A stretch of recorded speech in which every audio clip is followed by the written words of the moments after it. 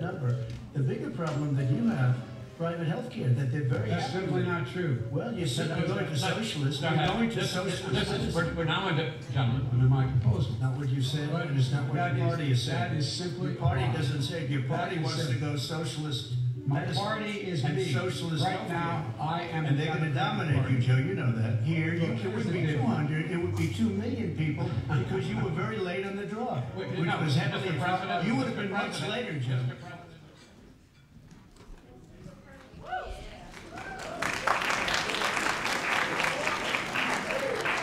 Hello.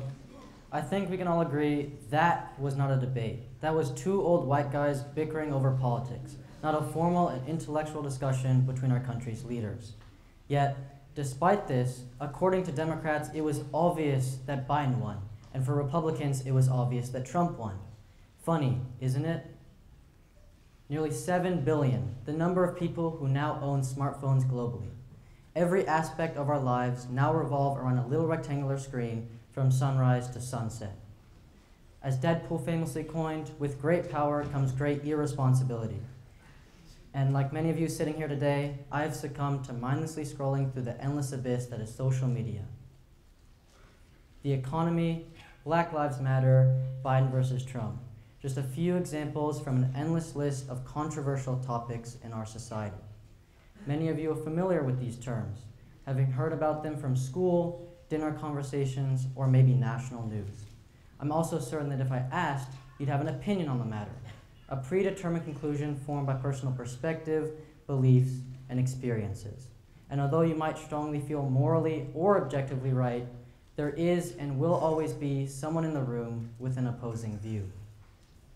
Now you might be wondering where this talk is going, because I just introduced 3 different themes: politics, social media, and opinions. But over the past few years, we've increasingly seen these 3 aspects of society morph into one blurry storm. And at the center, we find not just lies or misinformation, but a heavily overlooked issue: the oversimplification of complex problems. Back in December, the US and Russia swapped prisoners Brittany Griner and Victor Bout. Republican politicians, alongside Trump, heavily criticized the Biden administration for not freeing ex-Marine Paul Whelan in the swap. Republican Rep. Mike Waltz tweeted, "Celebrities over veterans?" as if a prisoner swap was simply a backyard negotiation. Oversimplification. Whelan's brother himself criticized Trump for his political opportunism and acknowledged the complexity of such an exchange. No one outside the Oval Office knows half of what went down behind closed doors. But the one thing we do know is it was Griner or nothing. Following widespread outrage over George Floyd's death, the term defund the police re-entered the political mainstream. Oversimplification. A simple, catchy phrase like defund the police paints a harmful image of all officers as immoral and dangerous, undermining the movement's commonly misunderstood goals. The examples go on and on, but it is tweets like these that can cause the most harm, leading to stereotypes, conspiracy theories, and propaganda.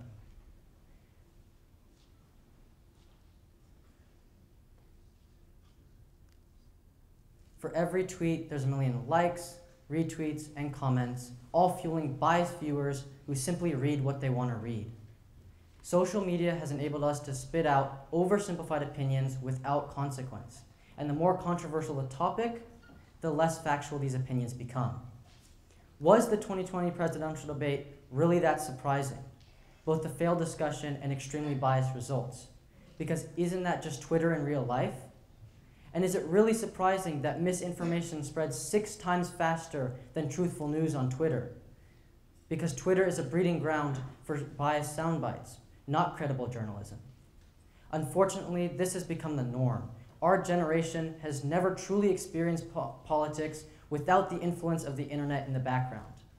Over 50% of teens and adults now receive their news from social media, only increasing the incentive for politicians to spin their story. Whereas past leaders were heavily criticized for ungrounded, exaggerated statements, we have grown accustomed to the egocentric and misleading tweets of our country's supposed role models. Today, I stand before you, an audience of high schoolers, many of whom won't be able to vote for a few years and will most likely rather be at home than listen to me speak about the fate of democracy.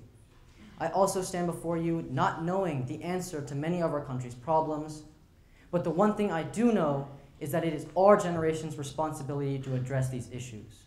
And although none of you are politicians or celebrities with mass followings yet, we all have the ability to make the world a better place, bit by bit, step by step. By using credible sources, you can reduce misinformation. By stopping to read the article, rather than just agreeing with a headline, you form a deeper understanding of what is often more complicated than it seems. And by appreciating others' perspectives, you learn, grow, and mature both emotionally and intellectually. As JFK put it, the ignorance of one voter in a democracy impairs the security of all. It is in pursuing a life of virtue and knowledge, rather than bias and ignorance, we as a collective people can form a better and more virtuous democracy. Thank you.